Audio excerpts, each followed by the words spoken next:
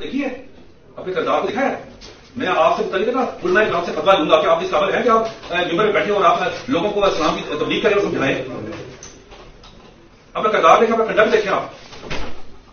میں آپ کے متعلق فتویٰ لوں گا انشاءاللہ. اب یہ بات یاد رکھیں علماء کرام سے. ایک چھوٹے سے بچے کے ساتھ آپ دونوں میں زیادتی کرنے لگے تھے. آپ کو شرم آنی چاہیے.